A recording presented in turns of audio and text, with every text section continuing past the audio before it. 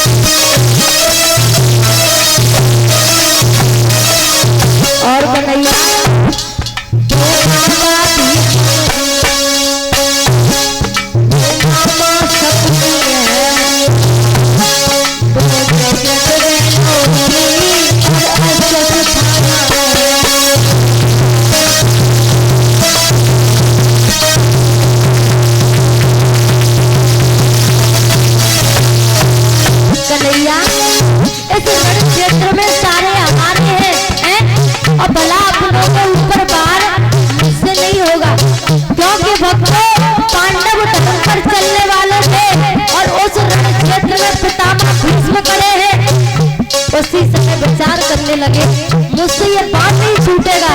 और बोले तो बाबा भी मां सपने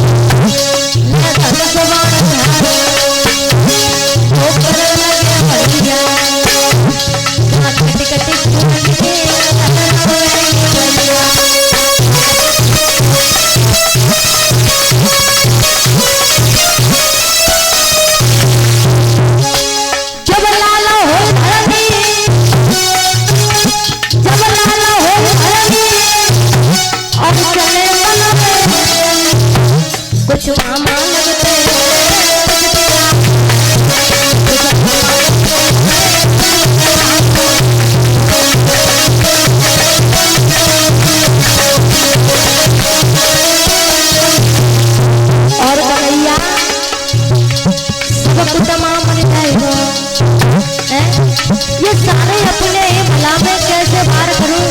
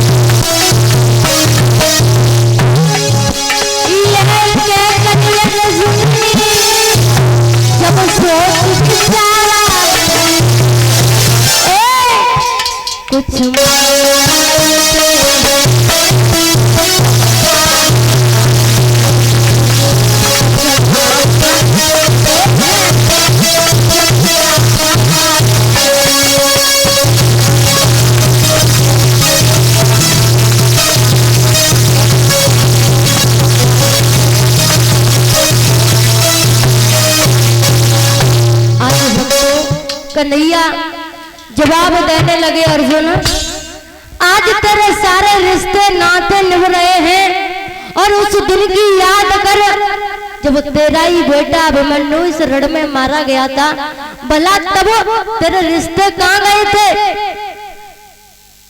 आज भक्तों इधर रण में धीरे धीरे युद्ध बढ़ता जा रहा है, छत्री पे छत्री मारे जा रहे हैं। आज भक्तों इधर पितामह भीष्म जाकर के आज उस रण क्षेत्र में पहुंचे हैं। आज कहने लगे अर्जुन को मैं जीवित नहीं जाने दूंगा। उसी समय जैसे ही अर्जुन के ऊपर पितामह ने वार किया है और जैसे ही वार पर वार किया है अर्जुन जमीन पर गिर पड़े। आज बचने के लिए छाती के भर जमीन पर सरकते हुए आगे बढ़ते हैं, लेकिन पितामह पे वार न कर सके। इधर कन्हैया ने देखा है यह तो बड़ा ही गलत हो रहा है, क्योंकि अर्जुन वार नहीं कर रहा है और पितामह वार पे वार कर रहे हैं। आज पितामह के रथ के पहिया को आज कन्हैया ने निकाल दिया। आज भक्तों इधर जैसे ही पहिया को निकाला है, आज अर्जुन ने पितामह के ऊपर जैसे ही वार किया है तो आज पितामह की गर्दन लटक जाती है। गर्दन को जैसे ही लटका हुआ देखा है तो आज पितामह समझ गए कि मेरे ऊपर अर्जुन ने वार किया है।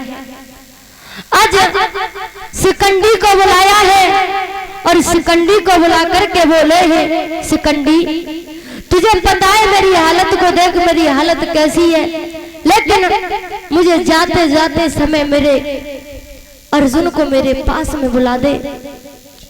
आज भक्तों उसी समय जब शिखंडी को बुला करके ये शब्द कहा है, शिखंडी ने जाकर के तकिया को लगाया है तो पितामह कहने लगे शिखंडी मुझे ये तकिया की जरूरत नहीं है, मेरे पास में अर्जुन को बुला दे, मुझे भारी प्यास लगी है। जल को ला करके दिया है लेकिन पितामह ने जल को नहीं पिया, कहने लगे मेरे अर्जुन को बुला दे। और हुआ क्या, आरे शनिवार के और भीष्म सरल सैया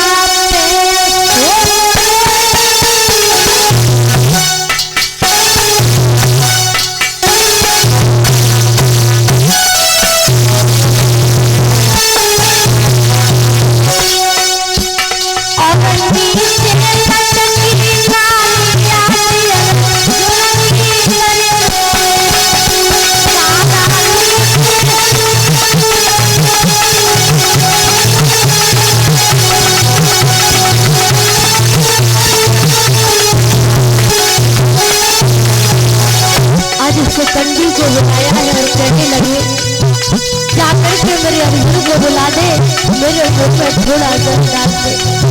आज उसी समय शिखंडी को बुला कर अरे बुलाई पारस दादा अरे बुलाई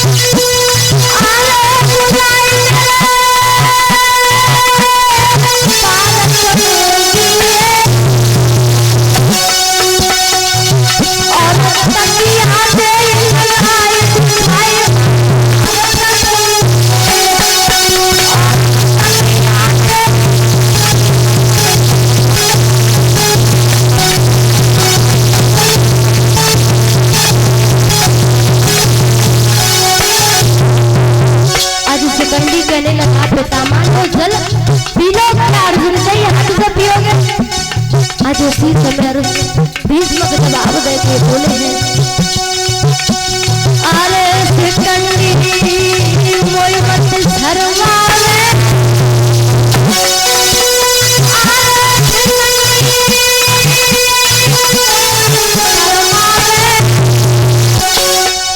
दादा चिकन भूल जाए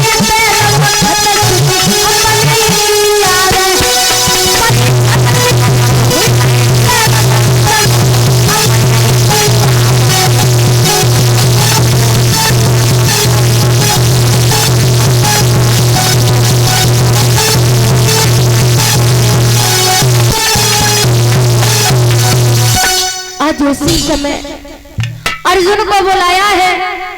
अर्जुन ने सामने खड़े होकर के अर्जुन बोले पितामह। आज उसी समय पितामह कहने लगे अर्जुन थोड़ा मेरे मुख में जल डाल दे। आज अर्जुन ने अपना धनुष उठाया है, जमीन पर मार करके जल को निकाला, आज पितामह के मुख में जल को डाला है। आज उसी समय पितामह कहने लगे अर्जुन मैं चाहता हूं कि मैं अपने आंखों से इस महाभारत को देखूं, लेकिन भक्तों ध्यान रखना पितामह अपनी इच्छा मृत्यु कर सकते थे, लेकिन महाभारत को क्यों देखना चाहते थे। आज कन्हैया से कहने लगे पितामह कन्हैया मैं अपनी आंखों से इस महाभारत को देखना चाहता हूं। आज उसी समय अर्जुन ने तकिया को लगाया है।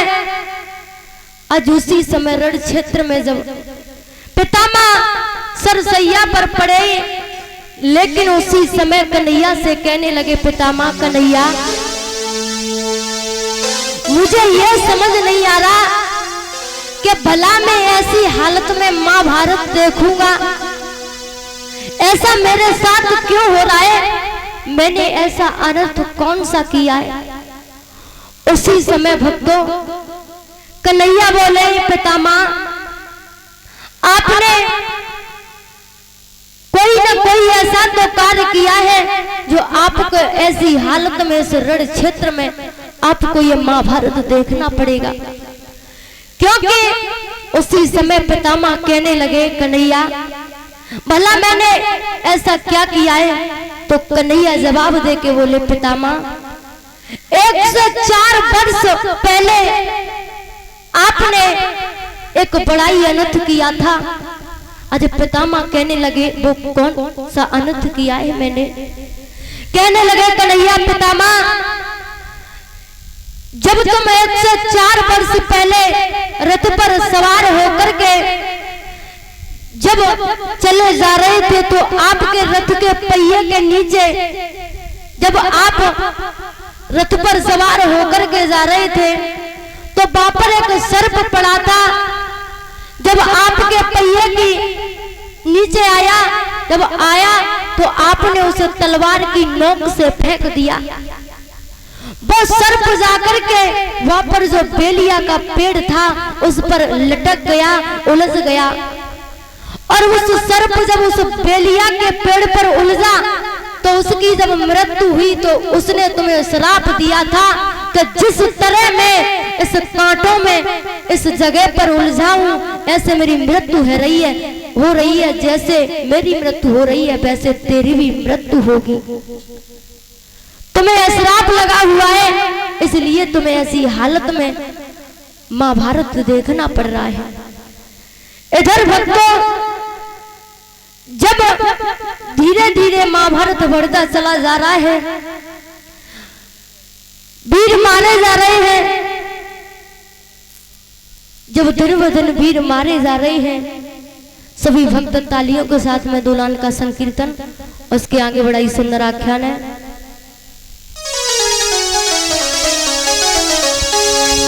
एक बार यशोदा मैया के पास में और गोपियां बोली है ओ मैया सुन ले ये तेरा कन्हैया है ना, कि तेरा कन्हैया ये करता कमाल, कि माँ तेरा कन्हैया ये करता कमाल, तेरा लाल